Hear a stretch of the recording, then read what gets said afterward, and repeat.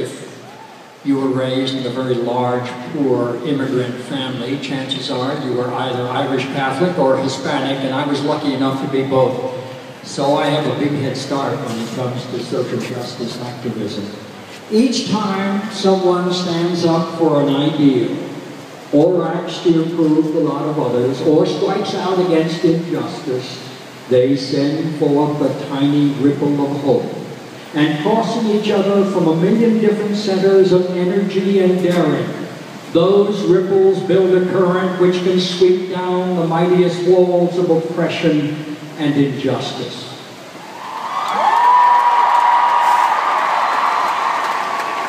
Those words were spoken at the University of Cape Town, South Africa in 1966 by Senator Robert Francis Kennedy. They are inscribed on his memorial at Arlington National Cemetery as well, and they have been a powerful source of inspiration for my generation ever since. The more the world changes, the more it remains the same, I believe, because the three most important needs of every human being on earth are not only food, clothing, and shelter, but equally the need for justice, healing, and mercy. Without the latter, the former are useless.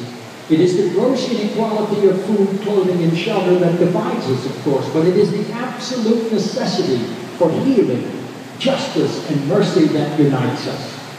Clearly, we need a far better understanding of who we are and why we are here. Consider the following, please, from Earth as a Village by Philip M.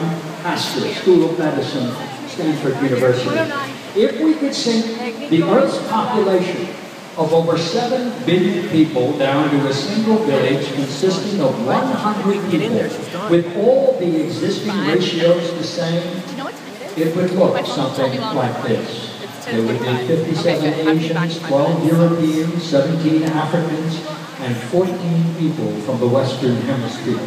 There would be 52 women and 48 men, 70 non-whites and 30 whites. There would be 67 non-Christians and 33 Christians. There would be no doctor, no nurse, no dentist, no hospital or clinic, and no school. There would be no safe drinking water, no common language, no electricity, and no paved roads. 70 people would be unable to read or write. 50 people would be suffering from malnutrition and related diseases. 1 person would be near death and 1 person near birth. The entire food supply for the village would depend entirely on outside sources. Yet 6 people in the village would possess 59% of the entire world's wealth, and all 6 would be U.S. citizens.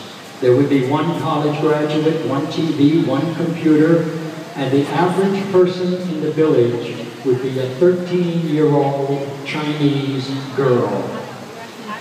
By your presence here today, you are not typical or average young people who generally see things as they are and ask why.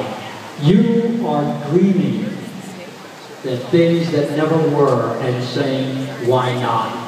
And while no one can ever really tell us any fundamental truth that we don't already know instinctively, the challenge lies in accepting the responsibility for that knowingness. So whether we choose to acknowledge it or not, we are all responsible for each other and the world, which is exactly the way it is, because consciously or unconsciously, we have made it so. And while none of us made any of the rules that govern the universe, we do make all the rules that govern our own hearts and minds.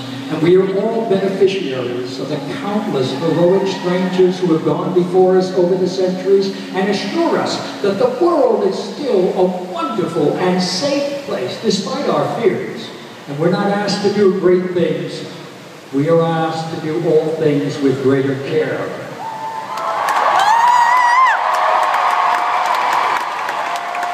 Such an ideal is rare in a culture of so many compromised values and so much cynicism, a culture that all too often knows the price of everything and the value of nothing.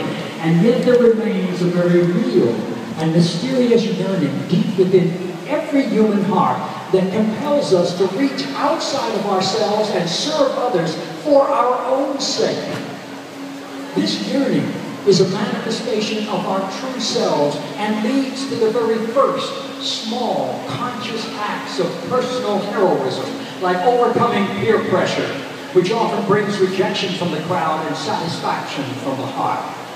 This yearning can be very costly, however. If it were not so, we would be left to question its value. But this, above all, one heart with courage is a majority. Over the entire history of the human race, every truth began as a blasphemy, and no one has ever made a contribution of any real worth without self-sacrifice, personal suffering, and sometimes even death. The Irish tell a story of a man who arrives at the gates of heaven and asks to be let in. St. Peter says, "Of course, just show us your scars." The man says, "I have no scars." St. Peter says, "What a pity. Was there nothing worth fighting for?"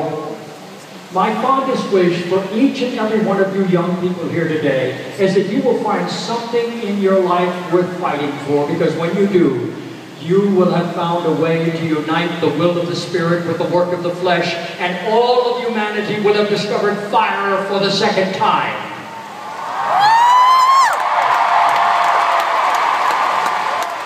Then, my friends, may the light and heat from that fire sustain our purpose and make every thought, every word, and every deed a reflection of our personal commitment to help heal a broken world wherever we may find it, so that in the end we may be made worthy of the long-promised blessing reserved for those who show mercy, and we can help lift up people everywhere to that place where the heart is without fear and the head is held high, where knowledge is free, where the world has not been broken up into fragments by narrow domestic walls, where words come out from the depths of truth and tireless striving stretches its arms towards perfection, where the clear stream of reason has not lost its way into the dreary desert sands of dead habit, where the mind is led forward by thee into ever-widening thought and action into that heaven of freedom, my Father.